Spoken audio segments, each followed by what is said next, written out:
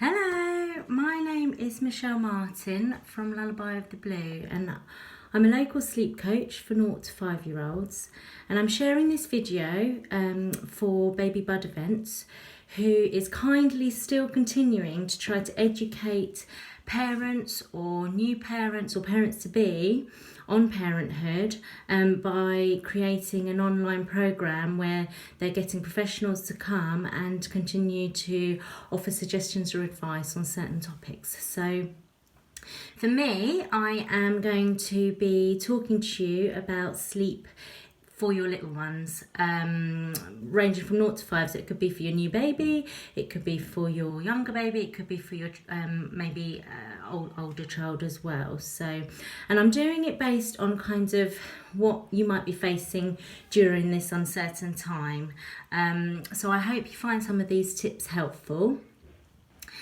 So firstly, what I want to say is basically be kind to yourself. You know, during this time, it's so uncertain of what's going to happen. Nobody knows what's going to happen. It's a really uncertain time for everybody. So, you know, you might find that you're trying to deal with homeschooling for your older kids, plus working from home, plus for a new baby, you might not be able to get the support that you may usually be able to get when a new baby comes. So it's really important to be kind to yourself, because all these stress factors that heighten your anxiety can affect your sleep. It can affect your little one's sleep, because you know, whatever we feel, whatever we think, whatever we do, whatever we eat or drink, it can affect our sleep. And that's the same for our babies and our little ones. Whatever they think, whatever they feel, whatever they see, whatever they drink, whatever they eat, that's going to affect their sleep. So yeah, just look after yourself. Try and do one thing a day that you enjoy. Try and get some fresh air, whether you've got a garden or not. If you've got a garden, great. Or go around the block once, you know, just get that fresh air. If you don't, just even sticking your head out the window, you know, it really has a positive impact to your mental health and your well-being. A bit of meditation or mind space. You make use of the online viral chats that you can do, FaceTime and things with family, because it really help you express how you're feeling, just make you kind of forget about what's happening maybe, but do reach out, keep talking to friends and family. So yeah, number one, be kind to yourself. Secondly, what I'd say is just go back to basics when it comes to sleep. So try to keep as best you can to some sort of routine and structure. Some people that I've come across who are in this lockdown have kind of thrived on it, because they've been able to keep to structure, to bedtime structure, to daytime nap times. Others haven't, others have struggled, and that is okay, because we're in an unknown world at the moment. But if you can, try and keep to your routine as best you can, and trying to keep thinking about preventing that overtiredness. Keep thinking about those awake windows between nap times and from nap time to bedtime. And just try and keep some structure in the day. Again, back to basics, try to keep the wake up as consistent as you can. Obviously, having later bedtimes or having longer lie-ins is very tempting and easy to do when you've got nowhere to go. However, babies and children thrive off routine. So if you can keep that wake time between 6 till 7:30, wake them at 7:30 if you need to, despite what night you've had. That would just lock in their body clock and anchor in that first meal of the day, or the first feed of the day. So if you can, yeah, try to stick to routine.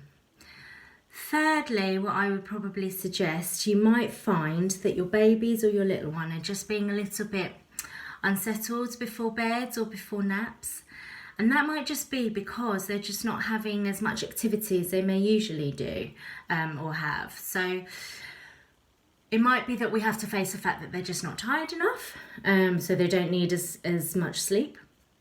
Or there are a few things that you can consider to try and tire them out. So this could be obviously getting them outdoors into your garden if you can and if you have one, or getting them on their bikes or scooters or in their buggy round the block just to get that fresh air into them and that physical activity going.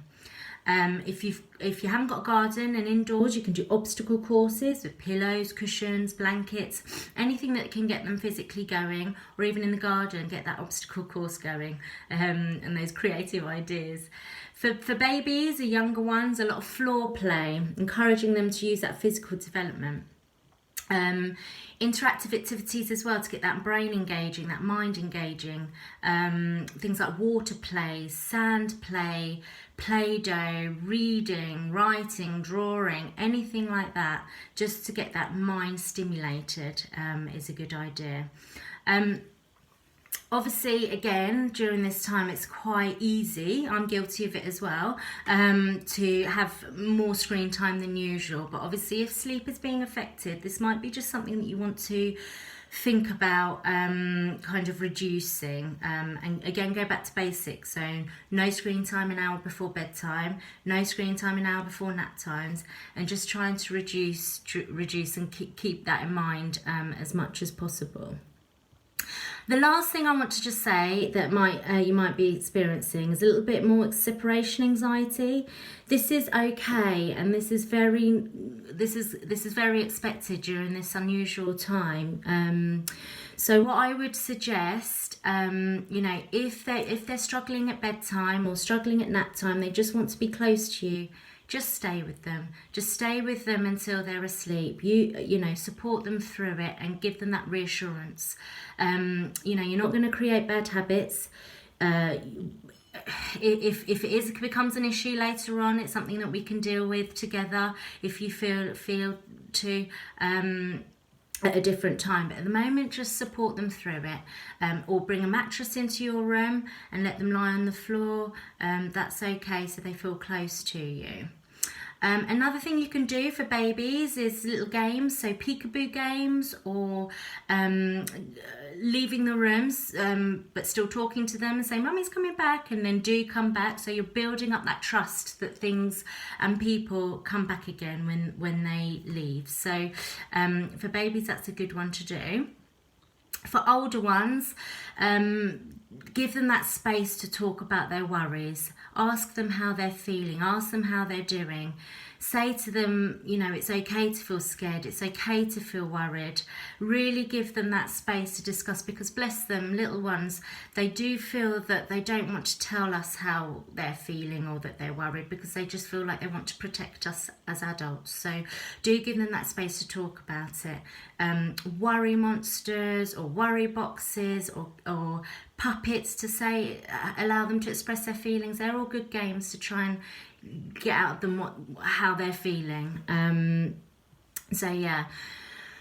Another thing to do to help with separation anxiety is just try to in the daytime extend that nurturing environment. So really a lot of positive attention, a lot of I love yous, a lot more hugs, a lot more skin to skin on babies, a lot more cuddling and reassurance for them, because all of that nurturing environment will help them with that security and keep them feeling safe and secure.